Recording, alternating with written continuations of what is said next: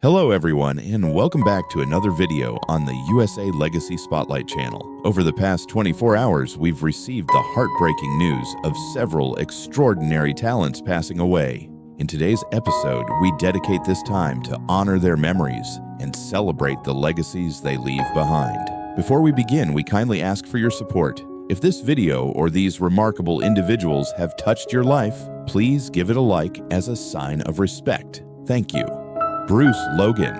Bruce Logan is a pioneering cinematographer, director, and visual effects artist whose career has left an indelible mark on the landscape of modern cinema. With a background in both traditional filmmaking and cutting-edge visual effects, Logan played crucial roles in some of Hollywood's most iconic productions, including Star Wars, Tron, and 2001: A Space Odyssey. His creative contributions have helped shape the way audiences experience science fiction and fantasy on screen.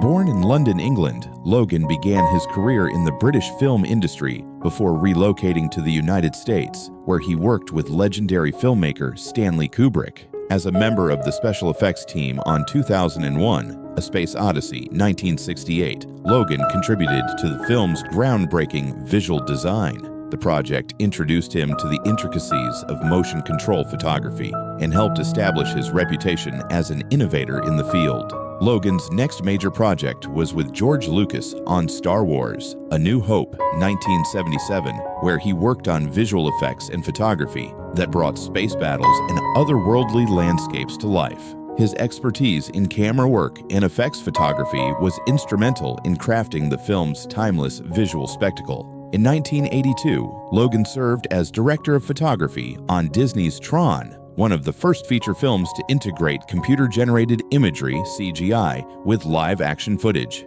His work helped realize the film's unique digital world, and Tron remains a landmark in the evolution of visual effects. Beyond science fiction, Logan directed music videos, television commercials, and independent films. His feature film directorial debut, Lost Fair, 2018, tells a gritty, emotional story of trauma and redemption, demonstrating his ability to transition from large-scale visual effects to intimate human storytelling. Logan's career also includes influential work in title design, lighting, and camera innovations. He has been praised for his versatility and creativity, qualities that made him a valuable collaborator on both high-budget productions and indie projects. He has also mentored aspiring cinematographers and visual effects artists, sharing his experience and encouraging innovation in the next generation of filmmakers. In addition to his creative work, Logan has spoken at film festivals, universities, and professional panels, offering insights into the evolution of film technology and storytelling. His reflections on the intersection of art and science in cinema have been widely appreciated by film historians and enthusiasts.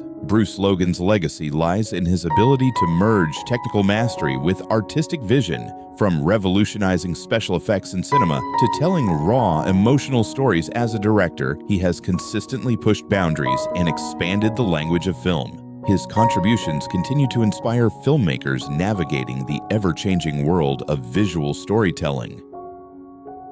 Nathaniel Pelletier. Nathaniel Pelletier is a Canadian actor, filmmaker, and environmental advocate known for merging art with activism. His work spans documentary filmmaking, performance art, and sustainable living advocacy, often focusing on the intersection between ecological issues and human behavior. Through a blend of science-based storytelling and creative expression, Pelletier has emerged as a compelling voice in the realm of environmental communication. Pelletier's academic background strongly informs his artistic work. He earned a PhD in ecological economics and industrial ecology, disciplines that analyze the environmental costs of economic systems and promote sustainable alternatives.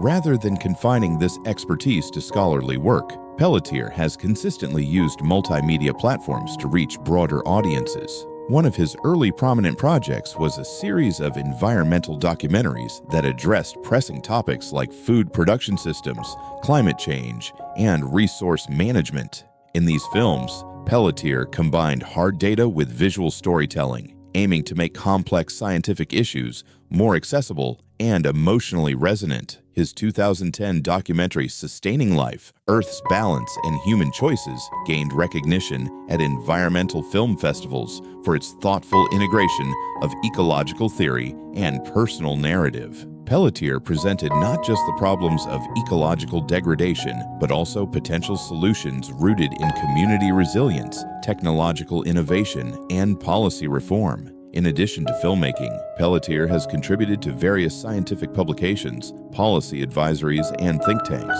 further bridging the gap between environmental science and the general public. His unique dual identity as a scholar and a communicator has allowed him to influence both grassroots movements and institutional frameworks. Pelletier is also a dedicated advocate for sustainable living. He has spoken widely at conferences, universities, and environmental summits, often highlighting the importance of individual choices within systemic change. His lifestyle reflects his values. He is known for minimizing his carbon footprint through plant-based living, reduced consumption, and conscious travel. In recent years, Pelletier has collaborated with other artists, scientists, and educators on interdisciplinary projects. These initiatives include interactive art installations, public forums, and educational curricula designed to engage diverse communities in environmental stewardship. He emphasizes storytelling as a powerful tool for inspiring action, believing that narrative can catalyze empathy and shift public consciousness. His contributions have earned him numerous accolades, including awards from environmental organizations and cultural institutions. While not a mainstream celebrity, Pelletier's influence is significant within circles that value science-based activism and creative public engagement. Nathaniel Pelletier represents a new kind of cultural figure, one who refuses to compartmentalize intellect, art, and ethics. Whether behind the camera, on stage, or in academic circles, he challenges audiences to rethink their relationship with the natural world. His life's work embodies a commitment to ecological responsibility and the belief that sustainable futures begin with meaningful stories. Brian Avnet. Brian Avnet is a seasoned music manager and producer whose career has spanned several decades and helped shape the success of a wide array of artists, most notably singer-songwriter Josh Groban. Known for his ability to guide artists through the complexities of the music industry, Avnet has earned a reputation as both a savvy business strategist and a mentor committed to fostering artistic growth. Avnet's entry into the music world began behind the scenes. He worked in various roles in management and production before establishing himself as a trusted figure in artist development. His deep understanding of the recording industry, touring logistics, and brand strategy allowed him to provide comprehensive support to the artists he managed. One of Avnet's most significant career milestones came with his discovery and development of Josh Groban. In the late 1990s, Groban was a young unknown vocalist when Avnet, recognizing his unique talent and crossover potential, took him under his wing. Avnet was instrumental in pairing Groban with producer David Foster and in building a career that would combine classical sensibility with mainstream appeal. Under Avnet's guidance, Groban rose to international stardom with multi-platinum albums, sold-out tours, and critical acclaim. Avnet helped shape not just the business side of Groban's career, but also the tone and direction of his artistry, encouraging him to embrace both operatic and contemporary influences. Their collaboration redefined the adult contemporary genre and demonstrated the commercial viability of classical crossover music. In addition to Groban, Avnet has worked with a variety of artists across genres, from pop and rock to theater and film. His approach to artist management is known for being hands-on and highly personalized, with an emphasis on long-term career sustainability rather than short-term commercial success. This philosophy has made him a trusted figure among both artists and industry insiders. Avnet has also been involved in producing television specials, live concerts, and theatrical performances, often serving as executive producer. His work in these areas has further expanded his influence beyond traditional music management into broader entertainment production. Despite working in a high-stakes, fast-changing industry, Avnet has maintained a reputation for integrity, loyalty, and creativity.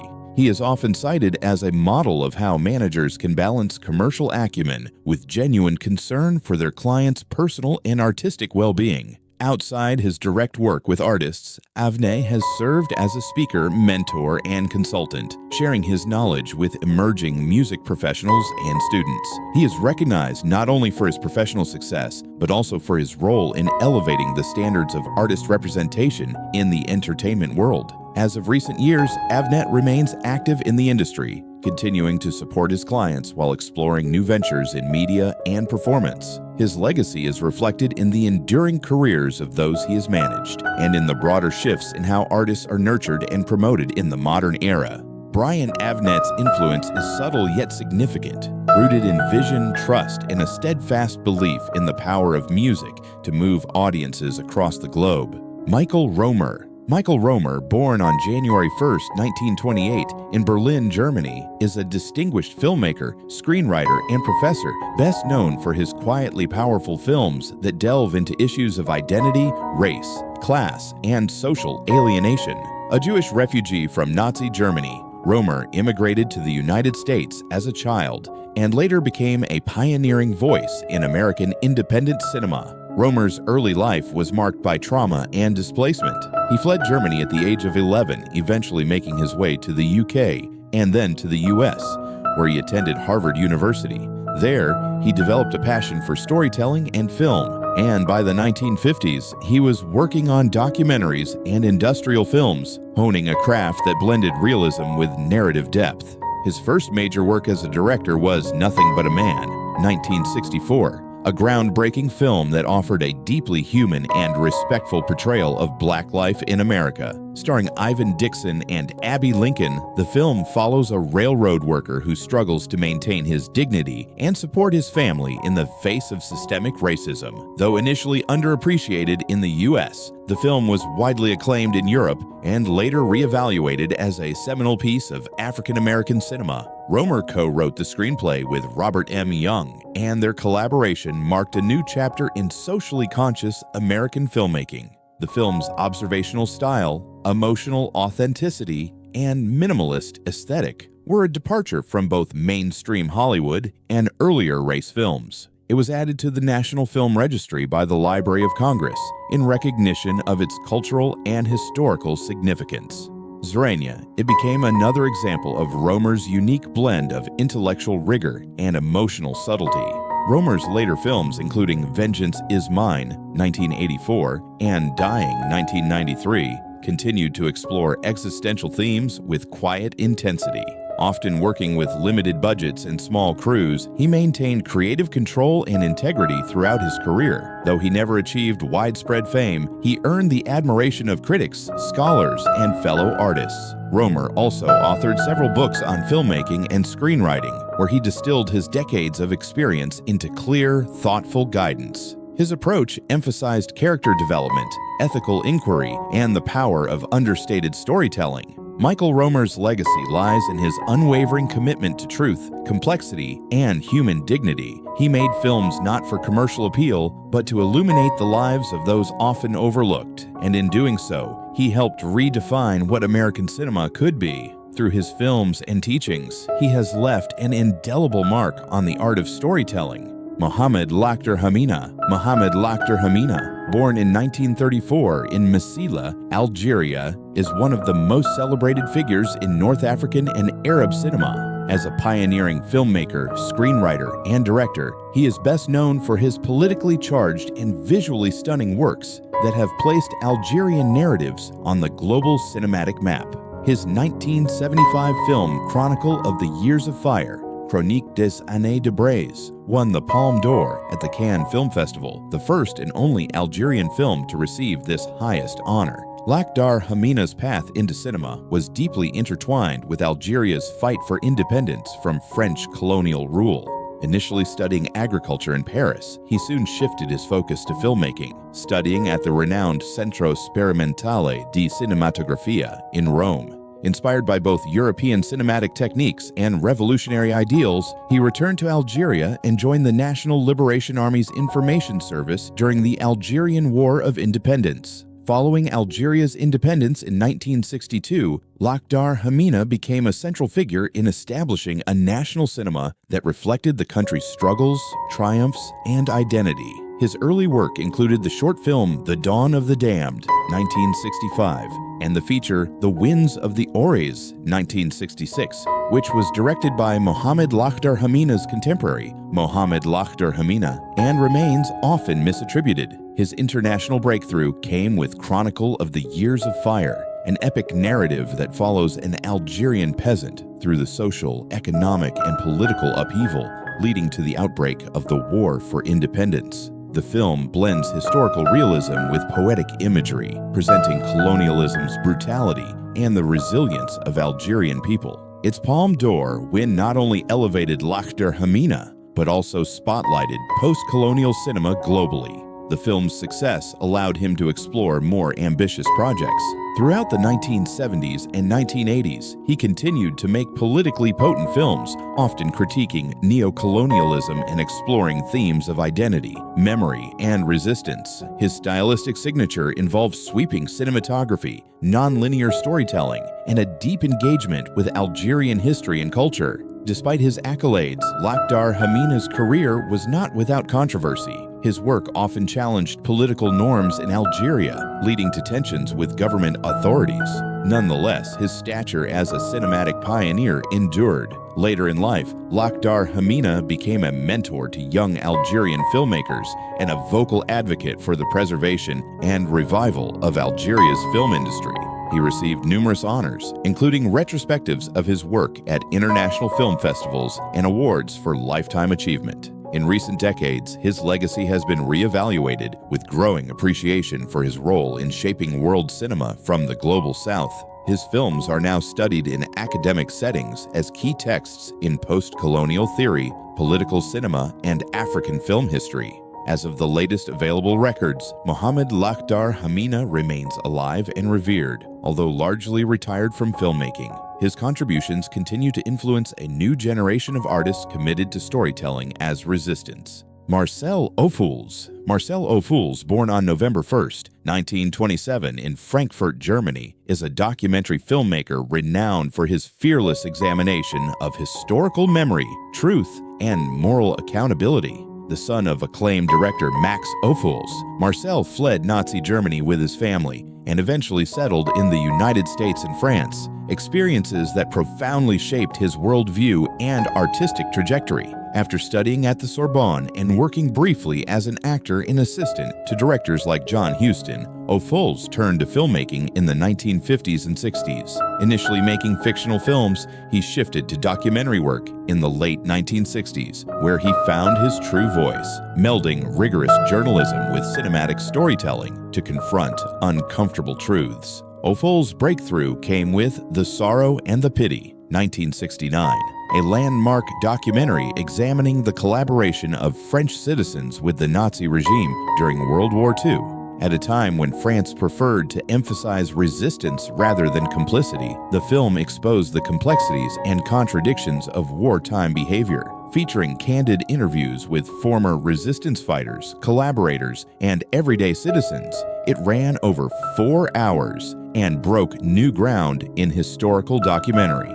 The film was initially banned from French television for over a decade, but found international acclaim and sparked intense debate.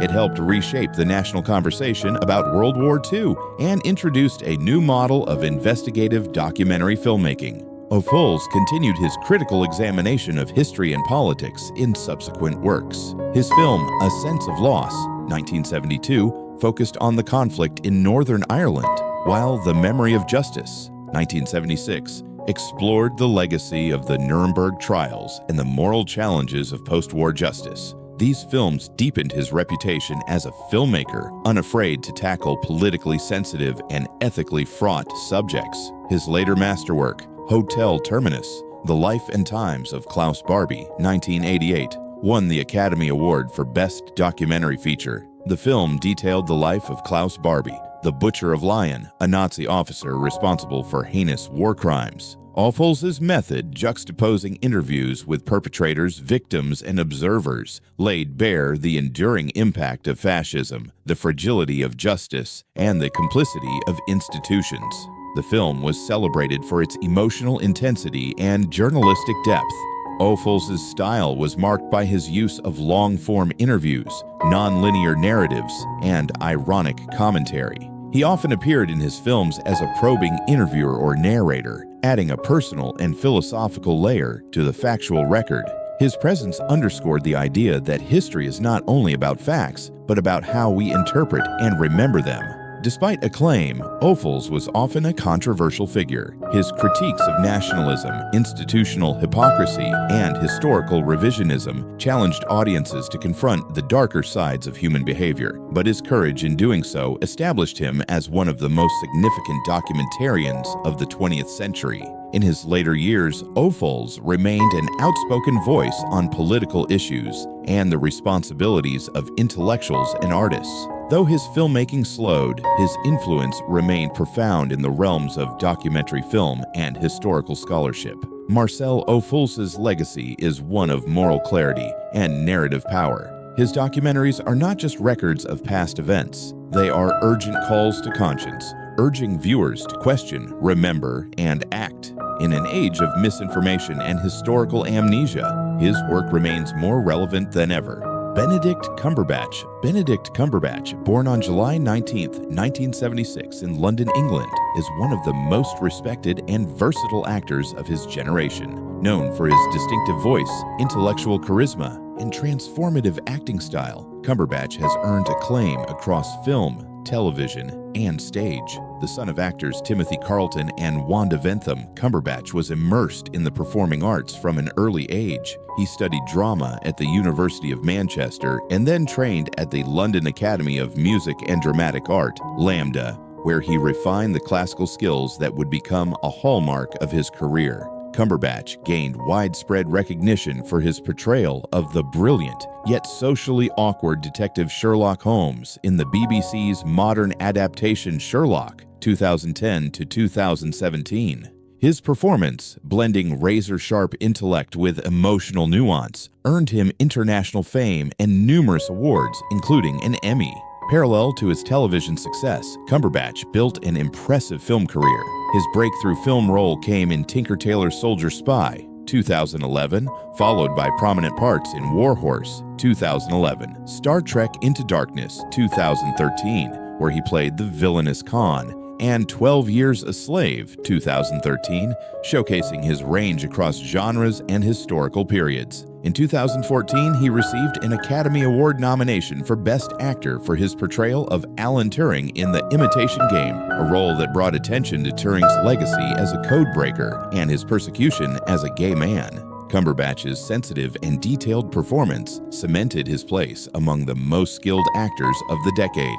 Cumberbatch also joined the Marvel Cinematic Universe as Dr. Stephen Strange, beginning with Doctor Strange, 2016, and reprising the role in Avengers, Infinity War, Avengers, Endgame, Spider-Man, No Way Home, and Doctor Strange in the Multiverse of Madness, 2022. His portrayal added complexity and mysticism to the Marvel lineup, balancing spectacle with substance. A highly respected stage actor, Cumberbatch has played lead roles in productions such as Frankenstein 2011 at the National Theatre, opposite Johnny Lee Miller, and Hamlet 2015 at the Barbican Theatre, both of which received critical acclaim and sold-out performances. Off-screen, Cumberbatch is known for his activism and philanthropy. He has supported causes such as refugee rights, LGBT+ advocacy, and access to the arts. He was appointed Commander of the Order of the British Empire, CBE, in 2015 for services to the performing arts and charity. Married to theater director Sophie Hunter, with whom he has 3 children, Cumberbatch maintains a relatively private personal life, often emphasizing the importance of family, mindfulness, and social responsibility. Benedict Cumberbatch's legacy is one of intellectual engagement, artistic bravery, and emotional depth. Whether playing complex geniuses, tormented heroes, or enigmatic villains, he brings a profound humanity to every role. As an actor, activist, and cultural icon, Cumberbatch continues to inspire audiences worldwide. Michael Sumler. Michael Sumler was a dynamic singer, performer, and stylist best known for his work with the iconic funk and R&B group Kool and the Gang. As a high-energy entertainer, Sumler played a crucial role in elevating the band's live shows, helping to maintain their relevance and vitality across generations of fans. Little is publicly known about Sumler's early life, but his musical journey gained momentum in the 1980s and 1990s as he became associated with Kool and the Gang during their evolving lineup. The band, originally formed in the 1960s, had by then transitioned from jazz and funk roots to a more commercial pop-funk sound, achieving massive success with hits like Celebration, Cherish, and Fresh. Sumler's entry into the group came during this later era, when their shows emphasized high-impact stage performance, strong vocals, and tight choreography.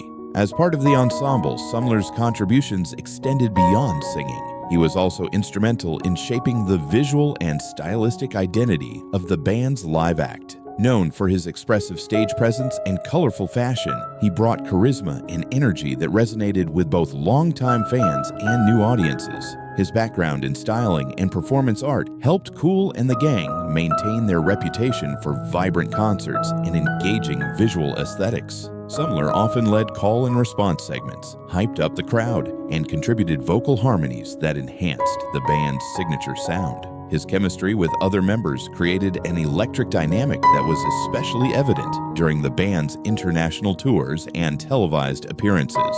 Beyond his stage work, Sumler was an advocate for positivity, unity, and celebration, themes that aligned with Kool and the Gang's most enduring songs. In interviews and behind-the-scenes footage, he was known as a generous collaborator and an uplifting presence in the group's tightly knit touring family. While he may not have been a founding member or a household name in the traditional sense, Sumler's influence on the band's performance legacy was significant. He exemplified the unsung heroes of music ensembles, those who, while not always front and center in studio recordings, are vital to the spirit and success of live entertainment. In his later years, Sumler continued to perform and remained connected to the world of music and fashion.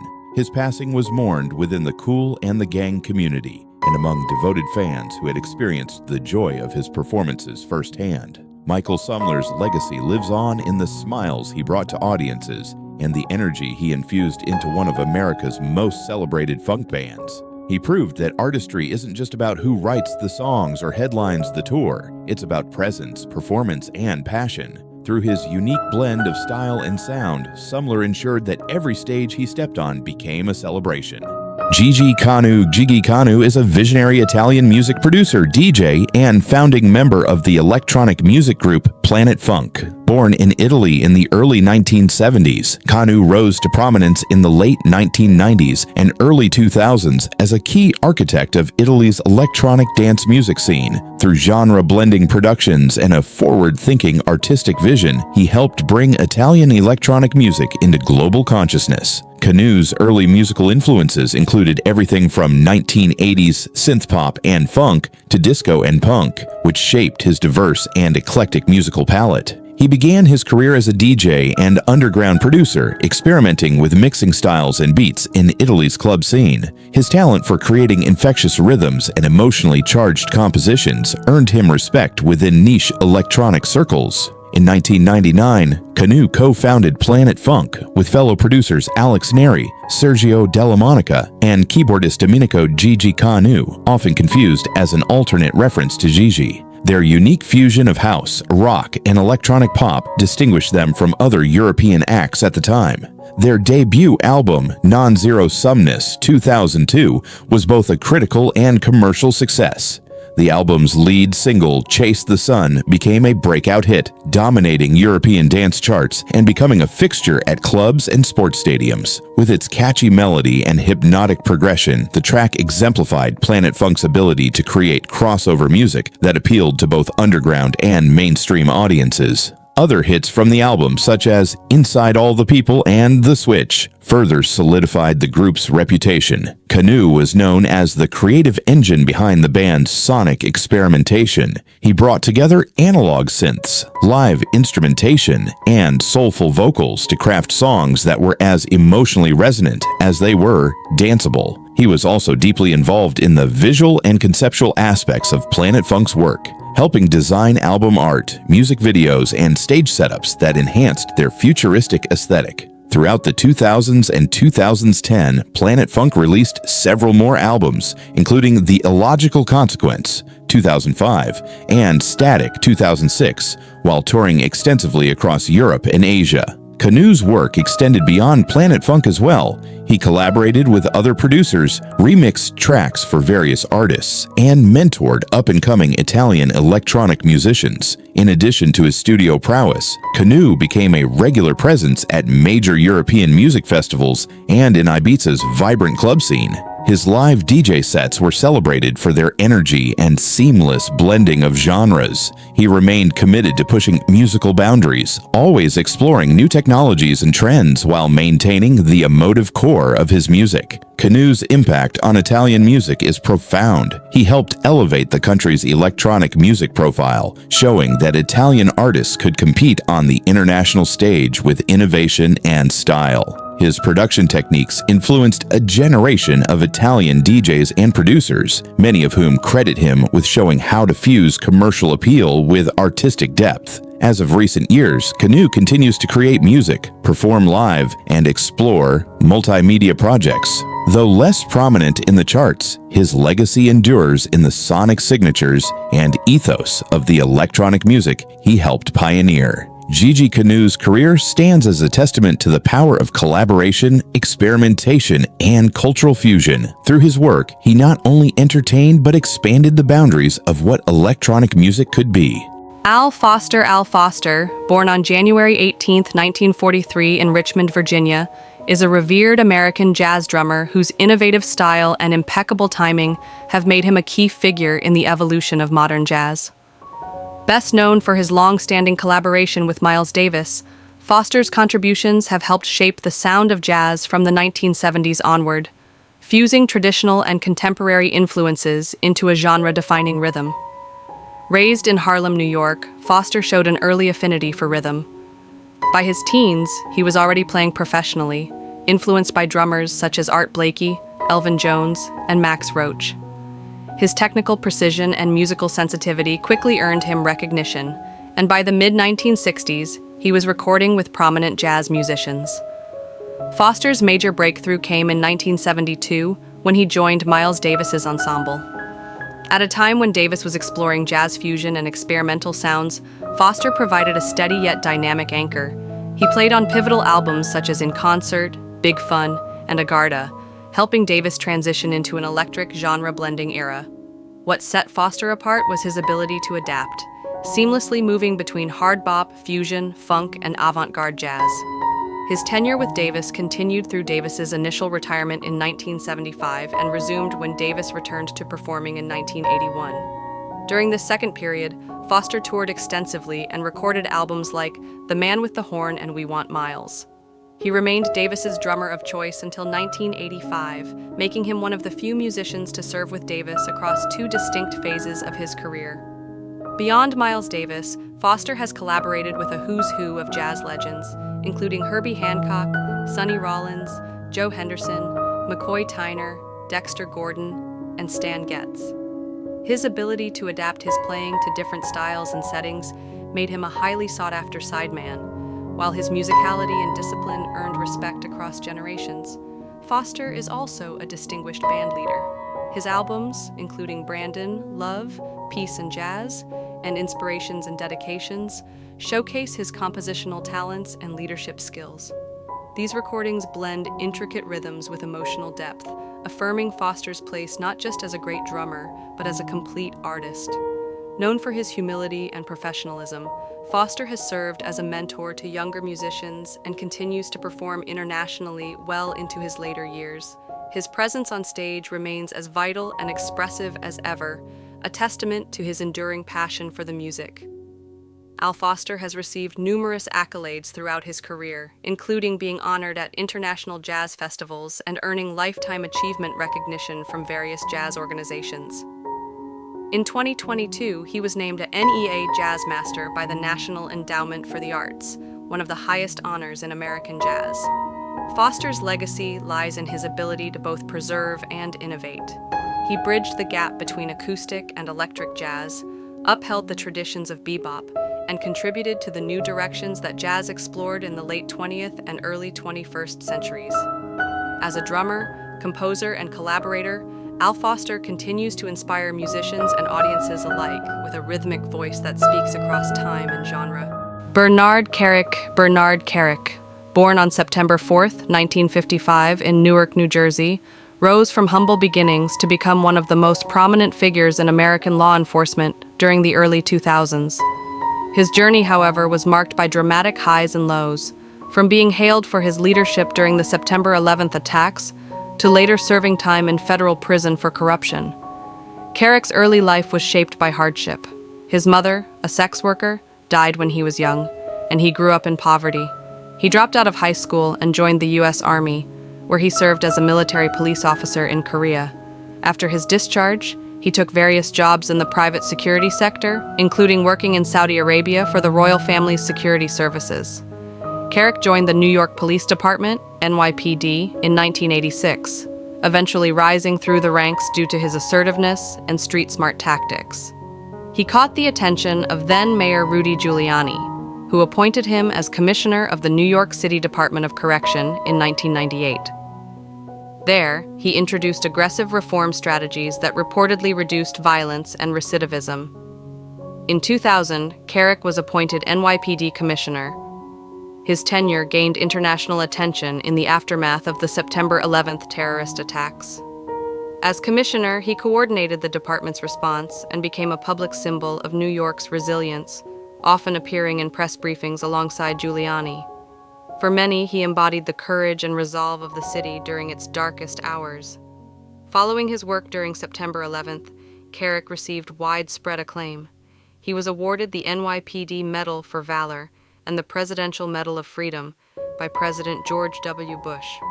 In 2004, President Bush nominated him to lead the Department of Homeland Security, but Kerik withdrew his nomination amid growing scrutiny into his personal and financial dealings. This scrutiny eventually culminated in legal troubles. In 2009, Kerik pleaded guilty to multiple federal charges, including tax fraud and making false statements to the government. He served 4 years in federal prison, a dramatic fall for a man once considered a national hero. He later acknowledged his mistakes and advocated for prison reform, using his experience to argue for a more humane criminal justice system. After his release, Kerik remained a public figure, frequently appearing on television as a commentator on security issues and publishing a memoir titled The Lost Son, in which he discussed his troubled past, rise to power, and eventual downfall. Despite the controversies, he retained a loyal following and was granted a full pardon by President Donald Trump in 2020. Kerik's life encapsulates the contradictions of modern public service, a story of remarkable ascent shadowed by personal failings. He was a tough, no-nonsense cop and a charismatic leader who helped calm a city in crisis, but also a flawed individual who fell victim to his own ambition and ethical lapses. Whether viewed as a hero, a cautionary tale, or a complex blend of both, Bernard Kerik's legacy remains one of the most fascinating and polarizing in recent American history. His story serves as a powerful reminder of the pressures that come with public trust and the human vulnerabilities that even the most celebrated figures can harbor. Charles Wadsworth. Charles Wadsworth, born on June 13, 1929, in Noonan, Georgia, was a renowned American pianist and musical impresario who revolutionized the world of chamber music. With a career that spanned over 6 decades, Wadsworth's innovative programming, charismatic stage presence, and dedication to emerging talent helped bring chamber music to mainstream audiences and fostered a new generation of classical performers. Wadsworth's musical journey began early. A piano prodigy, he studied at the University of Georgia before furthering his education at the prestigious Juilliard School in New York City. He quickly gained recognition for his expressive playing and versatile repertoire. In the 1950s and 60s, he built a strong performance career, both as a soloist and as a collaborative pianist, performing with top-tier instrumentalists and singers. However, it was his role as an impresario that distinguished Wadsworth. In 1960, he founded the chamber music concerts at the Spoleto Festival in Italy, one of the most respected festivals in the classical world. His approach to programming was innovative, blending established masterpieces with lesser-known gems and featuring young artists alongside renowned veterans. The success of this format led to the founding of the Spoleto Festival USA in Charleston, South Carolina, in 1977, where Wadsworth continued his role as artistic director of chamber music until 2009. One of his most influential accomplishments came in 1969 when he inaugurated the Chamber Music Society of Lincoln Center in New York, serving as its first artistic director. This initiative brought chamber music to a wider audience, breaking the stereotype that it was only for elite connoisseurs. Through Wadsworth's engaging and educational introductions, audiences came to appreciate the emotional depth and technical mastery of this intimate musical form. Wadsworth's advocacy for young talent also marked a central pillar of his legacy.